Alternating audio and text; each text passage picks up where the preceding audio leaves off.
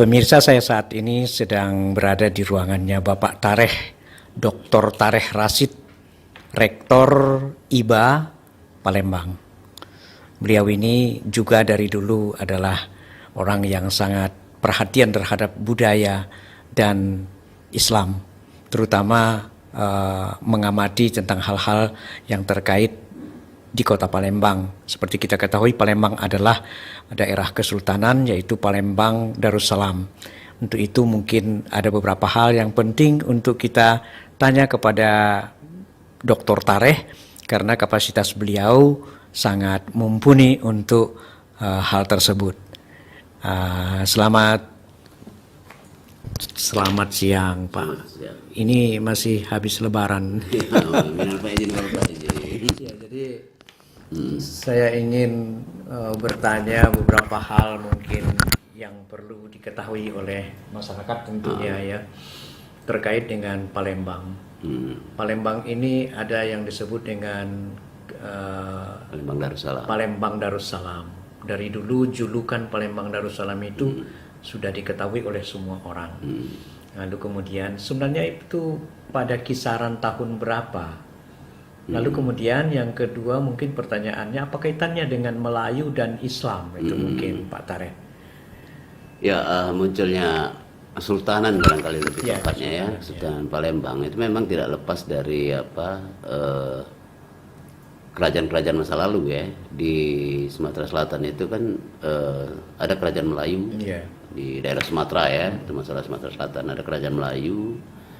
Juga pada saat itu muncul juga kerajaan Sriwijaya. Sriwijaya. Nah, masa-masa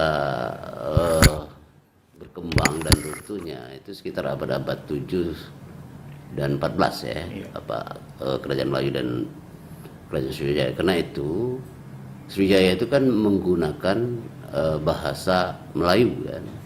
Hal itu terbukti dapat kita lihat dengan prasasti yang ditemukan ada. Itu kan seperti prasasti Tarangtua itu kan menggunakan bahasa Melayu kuno itu kan. Nah, itu menunjukkan bahwa ada peradaban yang tinggi pada saat itu di satu sisi, yaitu kebudayaan Melayu. Ya, kebudayaan Melayu ini tidak hanya di Sumatera Selatan aja, ada dari Jambi sampai ke Aceh sana kan, bahkan keluar kan. Tetapi yang memperkenalkan budaya Melayu, saya kira itu kerajaan Sriwijaya. Nah, setelah runtuhnya kerajaan Sriwijaya di abad-abad ke-7 itu ya, 14 ya, itu barulah muncul kerajaan di Kesultanan ya, Kesultanan di Palembang, kerajaan lah kalau itu kan sultan orangnya kan. Sebelum Sultan Mahmud Badarudin itu ada kerajaan Demak dulu kan, dari Islam. Dari Jawa, kemudian dia mengungsi ke Sumatera, dalam hal ini ke Palembang. Itu yang kita kenal dengan Ki Gede Ing Suro itu kan. Nah, dialah yang membawa nafas-nafas Islam kan. Dari pemerintahan Demak, karena kalah dengan kerajaan, diserang oleh kerajaan-kerajaan Majapahit barangkali pada saat itu kan, sehingga mendirikan kesultanan kerajaan di Palembang. Nah, itu awalnya seperti itu. Bersamaan dengan itu kan masuklah Islam kan. Nah, disinilah ada dinamika, ada dialektika lah ya antara budaya Melayu dengan agama Islam. Nah, ini tercermin di dalam beragam ya. Seperti misal bisa kita lihat di dalam sastra gitu kan. Waktu itu kan ada pemikir-pemikir sastra tutur atau tulis, ada dua-duanya, sastra tutur dan sastra tulis ya. Dan itu di Palembang yang waktu itu dikenal juga ada pemikir seperti Palembani kan. Dia pemikir ya, saya kira yang sangat mempengaruhi di Sumatera Selatan. Selain itu ada juga di Aceh gitu kan. Dua ini menjadi sentral waktu itu perkembangannya Melayu Islam lah ya. Nah, di Palembang di awal itu, kemudian ini dilanjutkan oleh Sultan Mahmud Badarudin. Sultan Mahmud Badarudin Ya. yang pertama ya. Itulah yang disebut Joyowikromo itu. Oh, Joyowikromo ya. Gelarnya itu ya. Gelarnya. Gelar Joyowikromo. Nah, selain tadi itu apa di sastra, juga di apa istilahnya itu? Prasasti. Bukan? Tutur. Tutur. Jadi orang Melayu itu kan punya karakter tuh. Karakternya apa? Kalau dia bertutur, dia bisa menggunakan apa yang santun ya bahasanya. Bahkan dia bisa menggunakan pantun. Ya, Nah, untuk melakukan kritik, dia juga bisa mengatakan apa? Pantun. Artinya ungkapan Melayu yang halus itu sebenarnya dipengaruhi oleh nilai-nilai Islam. Nilai-nilai Islam ya. Jadi kesantunan. Santunan. Itu berarti menggambarkan akhlak budi pekerti. Akhlaknya ya. Kemudian dengan Menghormati bahasa gurindam atau bahasa pantun ya, sastra yang tinggi ya. Ya. Karena itu akan memperlihatkan bagaimana orang ini memiliki pemahaman tentang keislaman kan. Bagaimana akhlaknya. Akhlaknya. Dari sudut bahasa dia menggunakan bahasa-bahasa yang halus ya. Kemudian apa nama tuh menggunakan pantun. Gitu. Itu bisa kita lihat dalam sampai hari ini kan, sampai kalau ada suku-suku tertentu kan apa kalau umpamanya perkawinan itu ketika ngelamar segala macam itu kan ada pihak mertua pihak apa perempuan atau pihak laki-laki, ketika laki-laki berkunjung ke melamar lah ya. Nah, itu kan pihak perempuan bisa menggunakan pantun dan nanti akan dijawab juga oleh pihak laki-laki kan. Ya, pantun bersambut ya, istilahnya ya. Gayung bersambut kalau yang dulu di filosofi TPRI ini. Iya. Ini filosofi, ini salah satu filosofi di Palembang Budaya Melayu atau Palembang, Sumatera Selatan ya, adalah pantun yang ditunjukkan dari kemelayuan orang-orang Sumatera Selatan atau orang Palembang yang berdasarkan pengaruh daripada Islam di kota Palembang dan sekitarnya.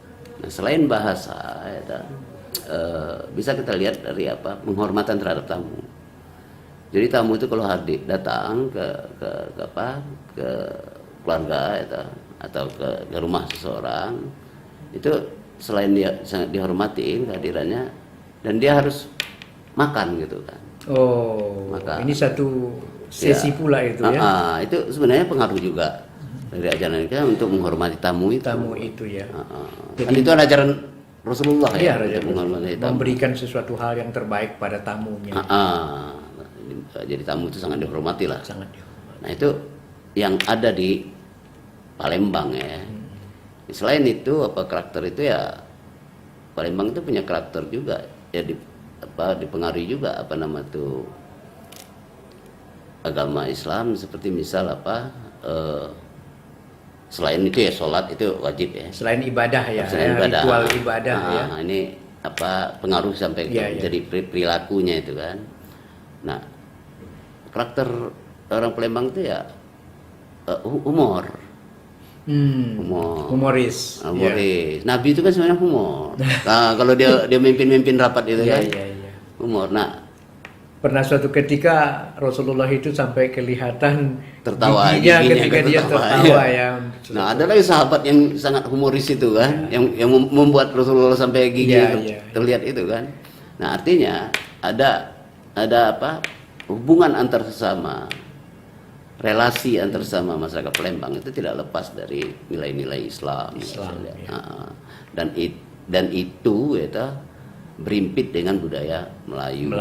Meskipun demikian di Palembang juga dipengaruhi budaya Jawa gitu. Ya. Jadi ada mungkin Demak itu pengaruh daripada mereka berasal dari Demak kan. Ya. Budaya Jawa juga cukup dominan pada saat itu kan. Ada budaya Melayu kan. Jadi ada dua budaya yang sangat dominan pada masa itu, budaya Jawa dengan budaya Melayu. Kalau menyinggung Melayu itu Pak Tareh itu takkan Melayu hilang di bumi. Takkan Melayu hilang di bumi. Itu pengaruh daripada Islam sangat tinggi sekali di dalam filsafat itu. Karena orang Melayu beragama Islam. Dan Islam tidak akan pernah hilang dari bumi ini. Makanya disebut takkan Melayu hilang di bumi. Itu mungkin satu filsafat tersendiri ya.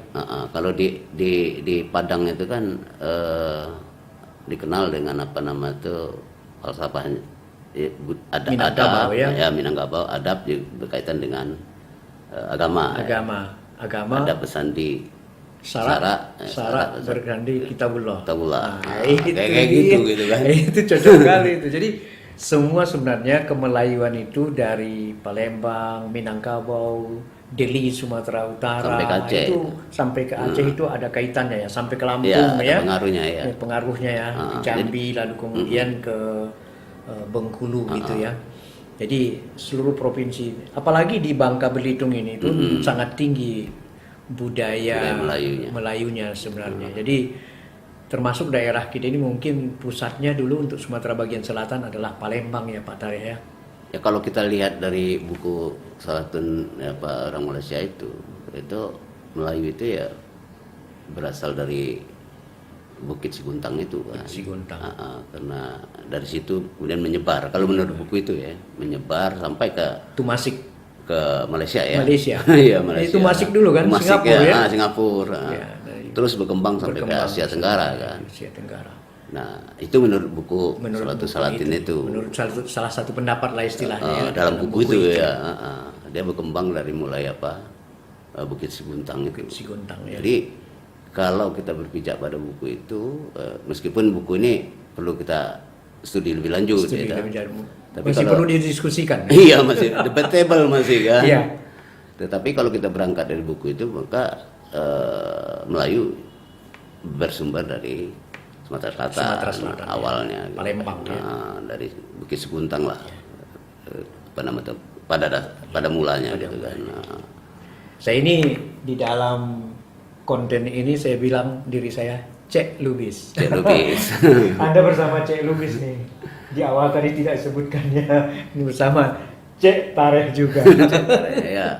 Cek Tareh Rasid. Ya.